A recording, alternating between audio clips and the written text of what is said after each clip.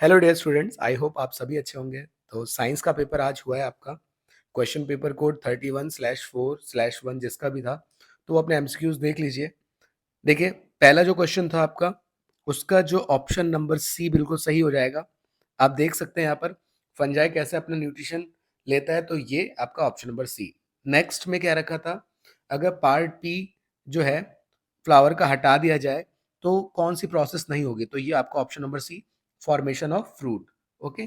Next, third में हमें environment से रिलेटेड स्टेटमेंट दिया था और बोला गया था कौन सा कोई डैमेज नहीं करेगा। तो देखिए, ऑर्गेनिक फार्मिंग जो होती है वो एनवायरनमेंट फ्रेंडली होती है, तो ये कोई डैमेज नहीं करेगी, तो option number B. Next, identify the traits that can not be transmitted from parents to of springs.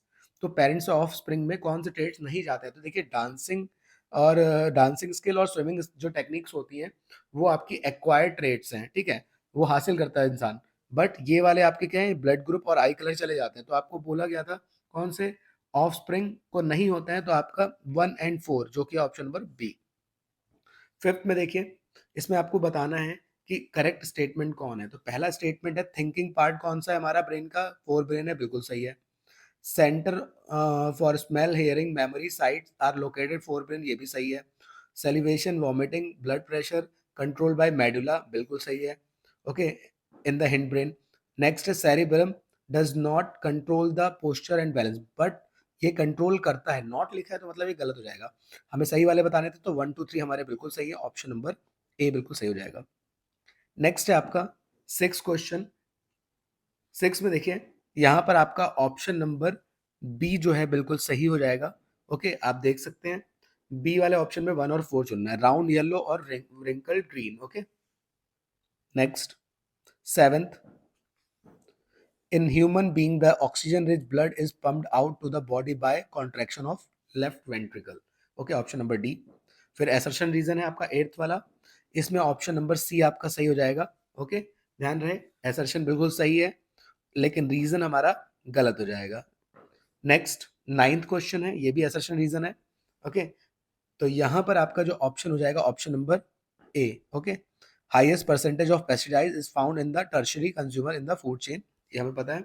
और chemical pesticide get accumulated progressively at each trophic level, ठीक है, लगातार बढ़ते रहते हैं, बस वही बता रखा है, वही स्टेटमेंट की बात थी, तो ये हो गया। नेक्स्ट, सेक्शन बी में आपके केमिस्ट्री के क्वेश्चन है। यहाँ पे हाइड्रोजन और ऑक्सीजन लिबरेट होती है जो इलेक्ट्रोलिसिस में, तो उसका जो रेशियो होता है वो होता है आपका 2:1, क्योंकि हाइड्रोजन वाला जो पार्ट होता है वो 2 रेशियो में होता है और ऑक्सीजन आपका 1 होता है, ठीक है। तो 2 मोल्स ऑफ हाइड्रोजन होते हैं और 1 मोल ऑफ ऑक्सीजन होते हैं, तो ऑप्शन नंबर बी।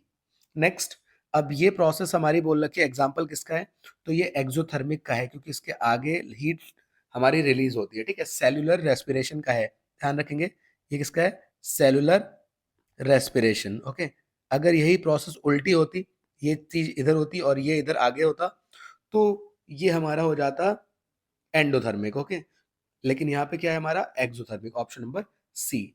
नेक्स्ट, इसमें क्या रखा है, aqua solution turns red litmus to blue, red को ब्लू में कन्वर्ट कर दे रहा है, मतलब बेस है। Excess addition of which of the following solution will reverse the change, अब बेस को उल्टा कौन करेगा, एसिड करेगा, तो एसिड यहाँ पे कौन है, HCl है, बाकी सारे के सारे बेसिक है, ठीक है, तो ऑप्शन नंबर बी। नेक्स्ट है क्वेश्चन नंबर बी 20, इसमें आपसे क्या रखा है, while washing dirty cloth by soap micelle are form, select the correct statement.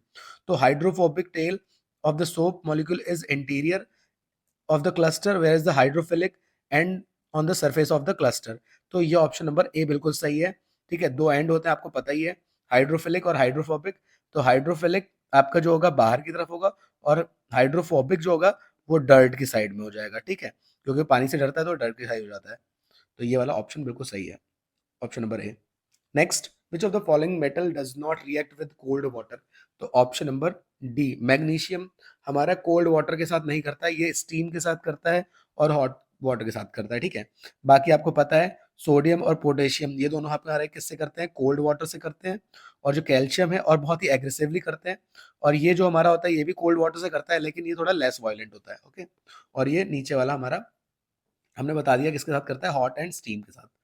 हमें डज नॉट बताया था ना, does not react with cold water, तो ये वाला। अलॉय आर होमोजीनियस मिक्सचर, हमें पता है मेटल नॉन मेटल या दो से ज्यादा मेटल को मिला के बनता है। तो अब इनमें से बताना है कौन से अलॉय में contain non metal as its constituent, मतलब एक नॉन मेटल उसमें मौजूद है। तो ब्रास तो नहीं होगा, क्योंकि ब्रास जो होता है वो कॉम्बिनेशन होता है कॉपर और जिंक का, ठीक है, दोनों ही हमारे क्या है, मेटल्स हैं। नेक्स्ट है ब्रॉन्ज, ब्रॉन्ज हमारा कॉपर और टिन का होता है और दोनों ही हमारे क्या है, फिर से मेटल हैं। अमलगम जो होता है हमारा, वो हमारा मरकरी और एक और मेटल का होता है।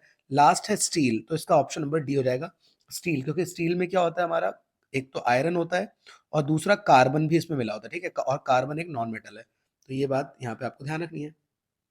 नेक्स्ट देखते हैं, how will you protect your self from the heat generated while diluting a concentrated acid. तो हमें पता है कि हम सबसे पहले तो हमें एसिड को मिलाना है वाटर में और साथ साथ एक कांस्टेंट स्टेरर से उसको मतलब घोलते रहना है, क्योंकि क्यों ये प्रोसेस क्या होती है, एक्सोथर्मिक होती है, तो हीट रिलीज होती है, तो उसको क्या होता है धीरे धीरे हमें करना होता है। तो ये आपका ऑप्शन नंबर ए हो जाएगा, ठीक है, सिंपल सा आंसर था इसका।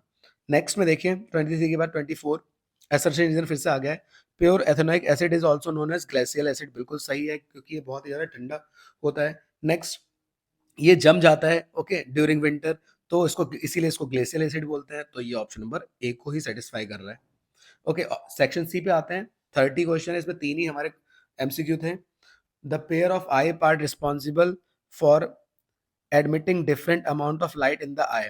तो यहाँ पर आपका जो ऑप्शन होगा वो ऑप्शन नंबर ए हो जाएगा, क्योंकि जो आइरिस होता है वो कंट्रोल करता है साइज को, और जो पीपल मतलब कंट्रोल करता है साइज ऑफ पीपल को, और जो पीपल होता है वो अमाउंट ऑफ लाइट को देखता है कि कितनी एंटर करानी है। तो यही चीज आपका हो गया, ठीक है। Next 31 vision defect with arise due to gradual weakening of the ciliary muscle and diminishing flexibility of eye lens. तो ये आपका जो होता है जब टाइम के साथ इंसान की आंखें कमजोर हो जाती हैं और फ्लेक्सिबिलिटी कम हो जाती है, तो ये प्रेसबायोपिया इसका आंसर होगा, ठीक है, एज के साथ साथ। नेक्स्ट है आपका फिर से एक असर्शन रीजन है, with the help of compass magnetic field lines can be traced outside the bar magnet, ठीक है, कर सकते हैं, बिल्कुल सही है, ठीक है। नेक्स्ट में the north pole of compass needle always point toward the south pole of the magnet when brought near to it, ठीक है। तो नॉर्थ पोल और साउथ पोल एक दूसरे को अट्रैक्ट करते हैं, तो ये बिल्कुल सही है। तो इसका ऑप्शन नंबर ए हो जाएगा, ओके। इसके ऑप्शन नंबर ए की ही बात कर रखा है, इससे हम बता सकते हैं कि कौन सा उसका वो है, तो वही सेम चीज को बता रहा है, तो ऑप्शन नंबर ए सही है, ओके। सो ये थे आपके एमसीक्यूज, आई होप आपको समझ में आया होगा। बाकी मैं और भी पेपर्स आपको बता दूंगा धीरे धीरे, ठीक है। तब तक के लिए take care, bye bye and all the best.